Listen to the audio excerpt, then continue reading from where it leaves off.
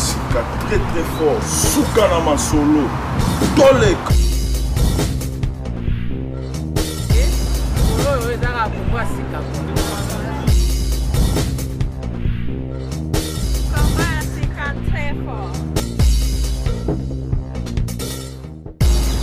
Ebisaki bino ke na omema bino toujours na world bafelanaise na omema bino na world Congo ya Sika Congo ya Sika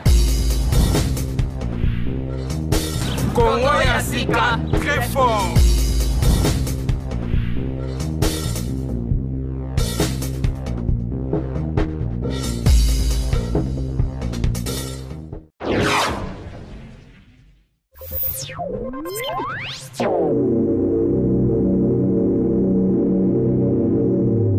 Babi Congo ya Sika le boss Maurice Premier Ozalo yenge lo yenge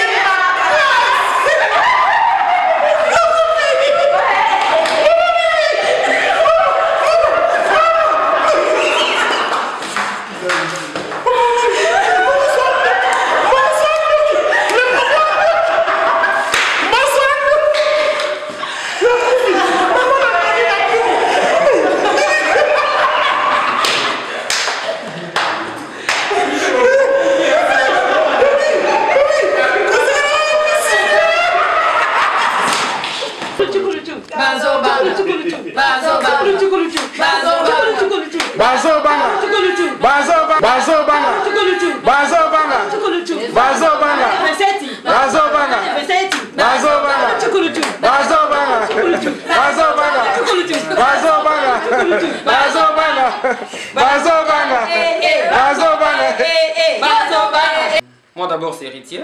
Nous sommes un groupe appelé Merorumstal, Congolais Siskeforening. Bien structuré, bien reconnu en Norvège.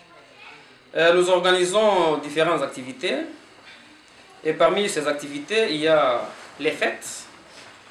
Et juste la fin de l'année, on a une fête, le 27 décembre, qui est maintenant chaque année, chaque 27 décembre, une fête, une grande fête, que les gens viennent, différentes nationalités. L'année passée, on a eu au moins plus de 27 nationalités africaines,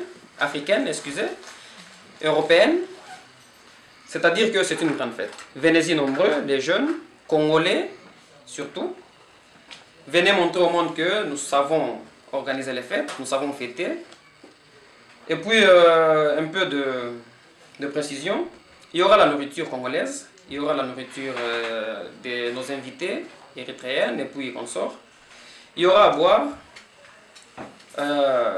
Fanta, Coca-Cola, whisky, la bière. Et puis, il y a un prix d'entrée. Je vous envoie, comme vous voyez ici, regardez ce qui est ici. Il y a une page Facebook. Veuillez visiter notre page Facebook pour voir l'information. Mais le plus important, c'est que vous devez venir. Oslo, Stavanger, Bergen, partout la Norvège, nous vous invitons à Østa, Culture Russe, le 27 décembre.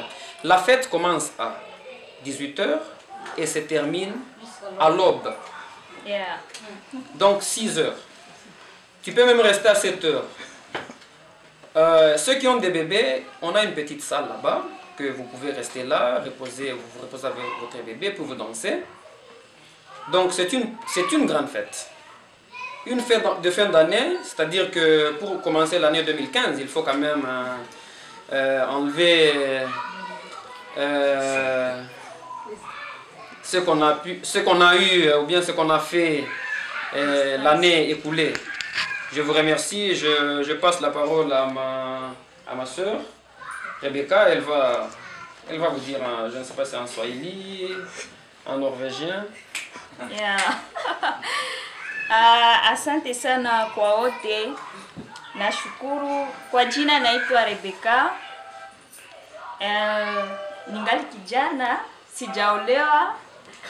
Si kwamba nafanya publicite yangu, lakini nafanya publicite ya groupe yangu.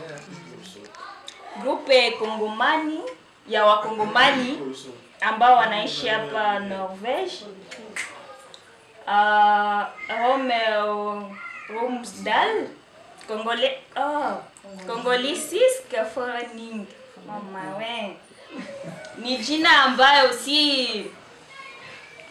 musishtuke sana, aishtue, lakini tunapanga vitu kwa ujuzi na upendo.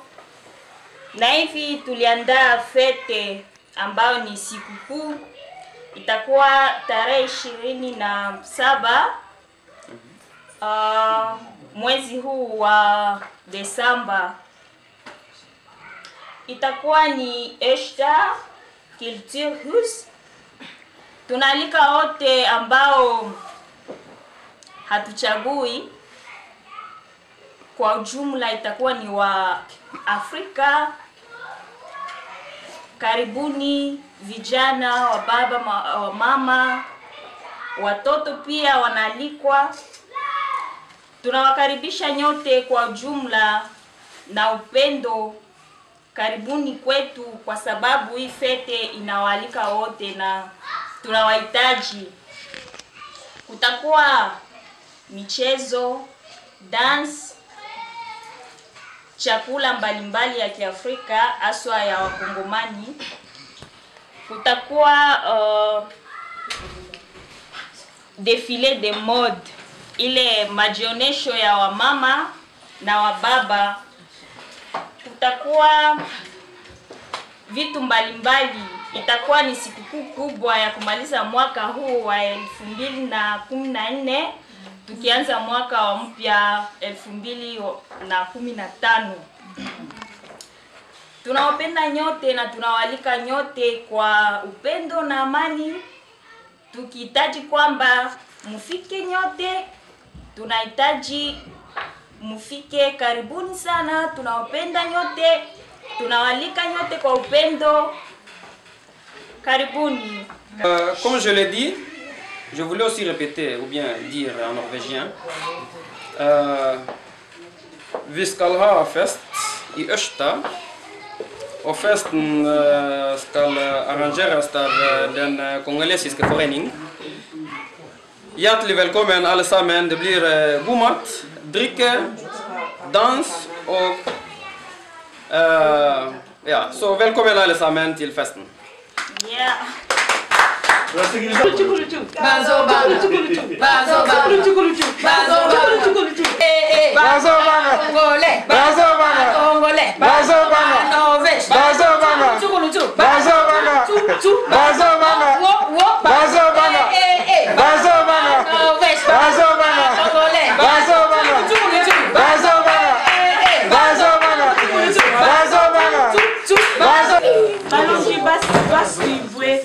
Nous internet.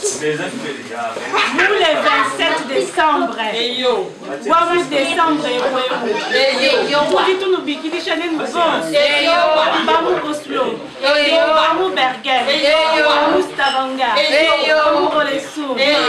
Tête Bamamu. Congolaisis que Congo serait. Tête toi bas. En tout cas, en fait, nous n'est là.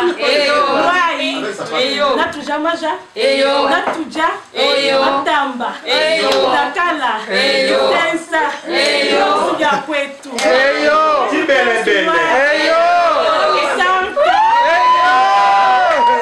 Natuja maja. Chikri.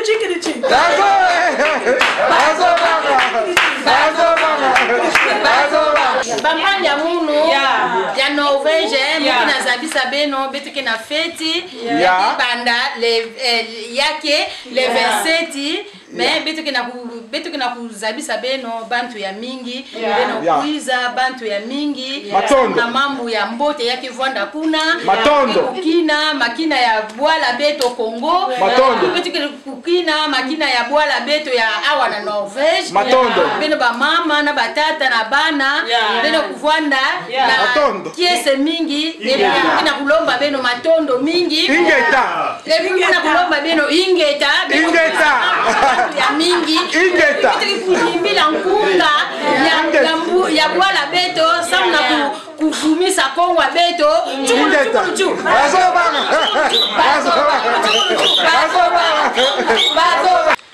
Asante sana kwa wote watakao nisikia. Ndio. Mimi naitwa kwa jina la Matilde. Ndio. Na niko mmoja katika kundi yetu ya Congolais Foreign Mero Grumstan. Ndio. Na huu mwaka wa 2014 tunatamani kufanya feti sherehe mwisho wa mwaka. Ndio. Ni hivi tunaalika watu wote. Ndio. Tunaalika watu wote waje. Ndio. Wa manchi mbalimbali ya Afrika, ya Asia, ya Europa. Ndio. Bila kuwasahau wananchi wa Norwegian. Ndio. Yeah. Sasa tunasema asante sana na tutamshukuru sana kama mnakuja kwa wingi. Ndio. Msichelewe, chakula tamu kitakuwa hapo. Ndio. Na mnajua kabisa sisi wa Kongomani tunapika chakula inakuwa international. Wingi tusherekee pamoja.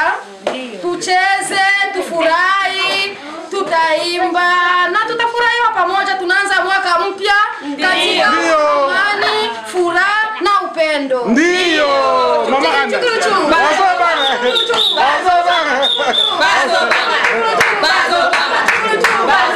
Ba mama, ba papa, bandeko, biso bandeko na bino ba congolais. Ya. To bengisi bino pour la journée na biso ya le 27. Eza bongo. Et ko sala mana Oshta. To bengi eza international, journée internationale. Eza bongo. To bengi si po eza la toute fin de l'année to organisa ka fête na biso. Eza bongo. Dengezali. Poto banda journée na biso ya sika. Dengezali. To yane o ekozala le 27. Dengezali. Ekozala na Oshta. Dengezali. Yango to invité bino bandeko na biso ba congolais. Dengezali. Africaine nyonso ba africaine. Dengezali. Na biso ba norvégien, ba norvégienne. Dengezali. Na bino le 27. Dengezali. Oya na journée le 27. Dengezali. Webi ke bokozala desite. Dengezali. Kolo wana mutu aliate. Dengezali. Bino moko webi ndenge biso tolamba. Dengezali. Okozanga ya koliate. Dengezali. Nyonso ekozala. Dengezali. Baba je kozala. Dengezali. Nga ekozala. Dengezali. Ekozala. Dengezali. Ekozala. Bino jour wana bo ratete boya. Dengezali. Musique kutu tokoloba te bino dengezali. Bengisi bino boya bokozala desite bokosepela. Anga boza bienvenue dans la journée le 27.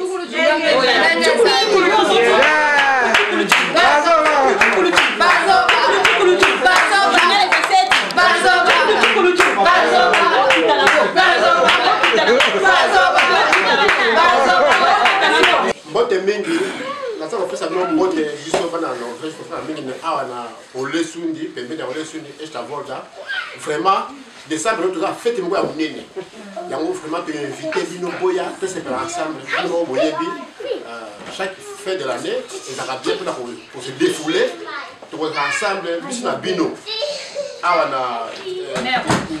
na culture. En tout cas, bah événement aux amis, musique aux ala, danse aux ala, et puis aux ala, bah l'autre vous dire différent. Donc boya faut pas tous se faire ensemble. Date aux anniversaires, il faut rappeler nos dates aux anniversaires. Donc R, il faut tout respecter R. Pour on a eu sur ma congolais, ça veut faire à 18h, ou à 21h. Vraiment tout respecter R. À partir de 18h, on a la bino, tout le monde tout se faire ensemble. Vraiment. Tokoza butu mobimba titongo sa toko bina badasi kozana na ndenge vraiment nazami ya kolobate na yiki ba congolais ba dikayi ba fête tous na biso nyonso wana tous se fait ensemble pour les années 2014 eza ngai wa bino yakuza boya na wa My name is Jean-Claude. Yeah. I live in Olesund. I'm presenting our group called Mero Romsdal Congolese Forening. And we are organizing a party which will be in 27 December this year. And we are inviting everybody. Yes. You can be from anywhere, Norwegian, Congolese. It's the Congolese from Mero Romsdal who are organizing this party, but we are inviting everybody from anywhere because last year we had about 27 countries which were in the party. All the people who came to the party, and they will be having different food and different occasion, and by reminding everybody, we will be charging for every person who we come to the party. The price is 100 kroner per adult and 50 kroner for kids. And if it's the couple, it will be 150.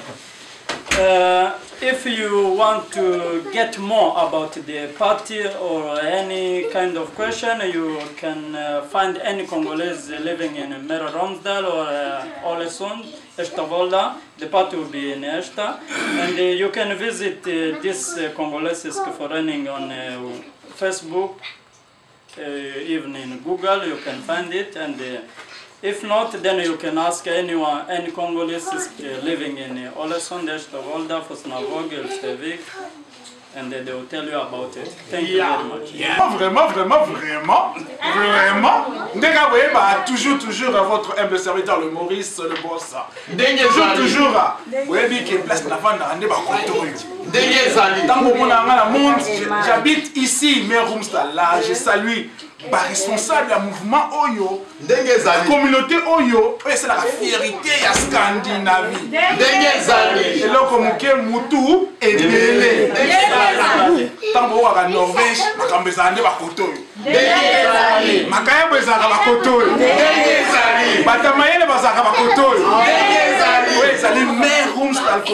que là, nous saluons notre président Papa Sali. Saluer à Dionae Mukunzamura. Alexis.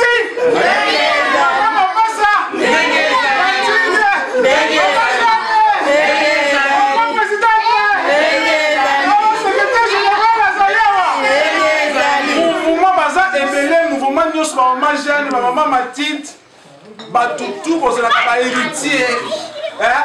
Jike okaningisa ba Scandinavie.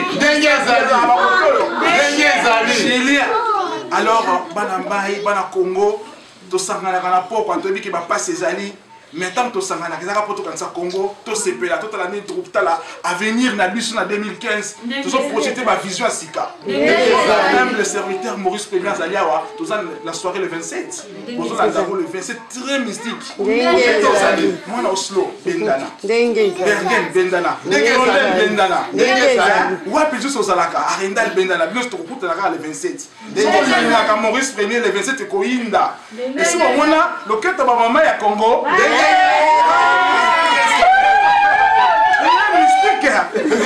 donc bakotambola bajeune mpe bakotambola bongo babebe na biso bakobinga biso babanga sta ya mystique donc awa ozolaka baimage oyo aza na temps benga nimero yango wana Facebook okoti kaka okokuta Congolese Forening Mero Romsdal otangi oye donc Alexis donc Alain aza kuna Alain akoya mona Oslo ala délégation banda oya na bango donc tokutaka le 27 masolo likolo toleka